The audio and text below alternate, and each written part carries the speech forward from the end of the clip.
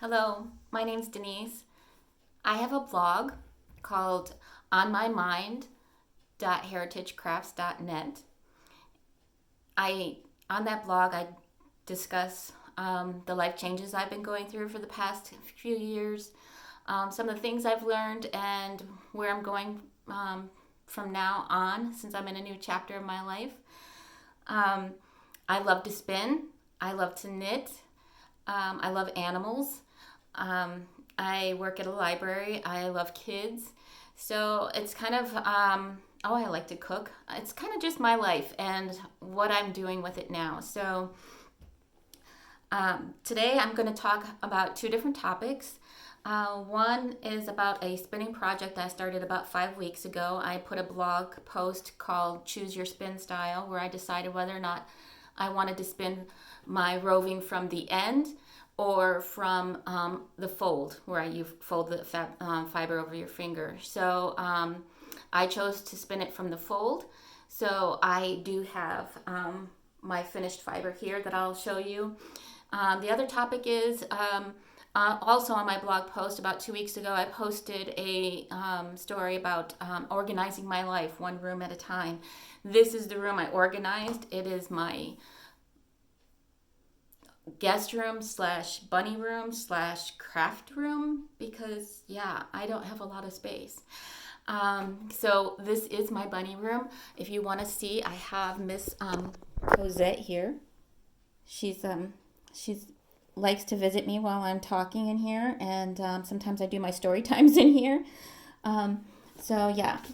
This is Miss Cosette's room. She is an Angora bunny that I use her fiber for spinning as well. She's a wonderful pet to have. She lives with me at the library Monday through Friday. The kids love her to death. And not just the kids, the parents too. The adults like to come in. I see them looking kind of off to the side, like I really want to go over there and talk and see if I could pet that bunny. But I'm much too old and sophisticated to actually try. But so at those times I might just come up and say, hey, do you want to say hi to Cosette? She loves visitors. So So bunnies, they're wonderful to have for companionship and for fiber. So like I said, she brings a lot of joy to the library and to me on a stressful day. A few pets goes a long way to making you feel a little bit more calm. So anyway, back to the post. When I organized this room, one of the things I found was a box of my first spinning. And the reason that made me think about doing a video is because I watch a lot of YouTube videos on how to spin.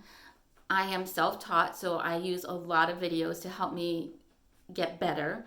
One of the things that I noticed a theme with people teaching how to spin is that they keep saying, your first spinning will be thick and thin. It won't be consistent. Don't worry about it. Just keep going. And they're demonstrating how to do that. But what they don't show you is when it's really bad and that they were ever really bad. You look at this and they're talking about how their spinning might be thick and thin. And I understand they're doing a demonstration to show you how to get better. But I thought it would be nice to show you that someone who has gotten better actually did spin poorly at first, just to give you the, I don't know what the word would be, just to give you that push to keep going, that it will get better. Even I was really bad. So I'll show you some of that. So having said that, let's start with the 1 pound of wool I started with I got it from Woolgatherings on Etsy. It's 75% merino and 25% silk.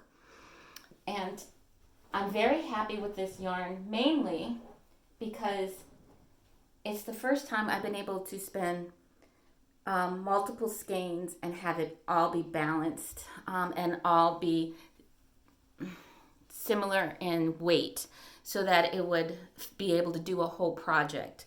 So I've been really happy with how this came out. I did spin it. When I plied it with a Navajo ply or a chain ply. I wanted to do that because I want to be able to try to keep the colors together as much as possible. Because when I did the test swatches that you can see on my post, one of them where I applied from the end, spun from the end, it just looked not muddy, but more blended, and the colors didn't show up separately. So when I applied from the fold, I could keep those colors more separated, and then with plying it with the chain ply, I was able to keep them separated as well, and I was really pleased with how it came out. One of the other things I did for the first time was I kept a journal, and I taped or stapled on a piece of my single and my plied piece so that I could keep track of how my spinning was, so my subsequent skeins would be the same size. One of the things I did that I recommend you not do is start feeling really cocky and like, oh, I got this. I don't need to check the size. I can see that it is this. I can see that it's the same size. I feel that it's the same size. Yeah, not quite so much. One of my 3-ounce skeins was 276 yards, and the next skein that I did that I thought I was all good on was 390 yards with 3 ounces. Yeah, that was a lot different in size. It's beautiful, the 390. I won't say that I'm not pleased with it. It was actually probably one of my best spins that I've ever done, especially even in the plying. But it was way off as far as being able to keep it the same size for doing a project. So I'm not disappointed because, like I said, I learned a lot. I also learned, and I will be posting this, the pictures of this on my blog, is one of my skeins was really curly after I plied it, and I thought I over-plied it. Well, after watching a video and doing some more reading, I realized it was underplied, which still makes it look kind of really curly. So what I did is I took it out and I put it on my Swift, and then I re-plied it going counterclockwise one time through, and it balanced it, and I was so happy with it. So all of my skeins came out really balanced. 4 of them are very close in size that I feel like I'm comfortable to do it on, use them for the same project, and 1 is a little bit thinner, which will be fine. I'll find something else to do with it. I started knitting it up already. I am using a pattern that I got off of Ravelry, this one here, and it's called the Mantra Top. And I like sweaters and tops that are loose around my middle. I like to be comfortable. I like to wear loose, comfy clothing, but I like to have my arms exposed. For one thing, I like to be able to take off a sweater and be cool enough, so I like my arms exposed. I work out, and I like to show off my arms a little bit. I will be honest. So I chose that top. I'm really excited about knitting it up. Cosette's come to see me. I'm afraid that she'll nibble on my yarn. So here we go. I'm really happy with how the colors have shown up on this, that they are separated enough that it gives it a really good interest on the yarn. And I think that it's knitting up lovely. I'll show you the finished project when I get it done. So that is that project, and like I said, I'll show you the knitted top when I'm finished, and have fun with some of your spinning. Learn some things. Don't be afraid that you made a mistake. I made a mistake. It was so twisty, that one skein. I thought it was wasted. But doing some further research, you can find out, it's underplied, not overplied. And I'll explain some of that in my blog, and I'll show specific close-up pictures that you can see why. Anyway, so we'll move on now to my box of new yarns, or first yarns, I should say. I have it here. Let's move that one out of the way. there's my box of some of my first spins. What I did is I ordered from a company called Mohair and More a package of a whole bunch of different 1 ounce yarns for all different kinds, so I could kind of see what it is that I like to spin, because you don't know. If you've never spun before, you don't know what is your favorite spinning, or what you find easy, or what you find hard. So that's what I did. But I'll show you here first some of my first balls of yarn. It's crazy. So don't give up. If this is the way your yarn looks, don't give up, because it will get better. You can see that this is like probably my first skein. It has fat pieces, skinny pieces. It's just terrible.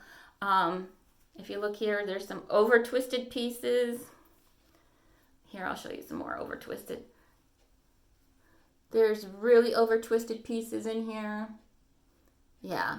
It's just all over the place. Fat and thin. It just is bad. You can see that I started to get a little better. The size started to get a little better. Still some over twisted pieces if you look closely there. It eventually got a little bit more consistent. It's getting better. And then here is one of my first plies, the first time I tried to ply. And I was so happy with this because it really took away some of that over twisted, and it actually made it, I thought, pretty, not too bad for a beginner. I was happy with it. Anyway, and then I even knitted up a little bit of my really early fat yarn. So I don't know what I'll do with it. I've thought about maybe trying to knit something artistic looking. We'll see. And then here are some of my first spins. This is some Merino wool from my 1 ounce that I spun. I really enjoyed spinning the merino. It was soft. It drafted easily for me. Probably my favorite was this alpaca. You know how soft alpaca is. And it drafted really well for me as well. Probably my least favorite yarn to spin as a beginner was this Shetland. Oh, I hated spinning this Shetland. It did not draft easily for me. It was sticky. It was hard to pull. It was hard to draft. I just really didn't enjoy it, and you can tell that my spinning was really poor on it. But again, I was a beginner. I think if I was to spin Shetland now, I would be much better. I would know how to handle different fibers and how not to fight with them, because that's a lot of it, is not fighting with your fiber, just learning the different feelings of it. I did love also this BFL blue-faced Leicester that I spun. I do enjoy that as well. My silk has come out of its skein, but this is some silk that I spun. The silk, it wasn't super easy. It wasn't super hard, but it wasn't super easy. I think the length of the fiber was different for me to get used to, how far apart you have to draft, and I think how much twist you need to put in it so that it doesn't keep pulling apart was a little different for me. I also bought some synthetic, just because I wanted to try something fun. I'm actually more of a natural fiber person. I like natural fibers, but I love the color, and I thought I want to try something really different. So I did spin some synthetic, and that was pretty easy to spin actually. And I also got, at the time I was raising dairy goats, so I was really super interested in Angora goats. I was thinking about raising them. And so I got some mohair locks, and I tried my go at art yarn spinning, and leaving some of the curls out. I don't know if I did really great or not, but it was fun to do, I have to admit. It was fun. It was different. And I liked that I didn't have to be as perfect as I was with some other things. So those are some of my old yarns. I hope that this maybe has inspired you to try some different fibers. Just buy a whole bunch of different kinds of fibers so you can see what is easier for you to spin. And don't be afraid of these beginning lumpy, bumpy yarns. You will get better just with practice, and it's always a lot of fun.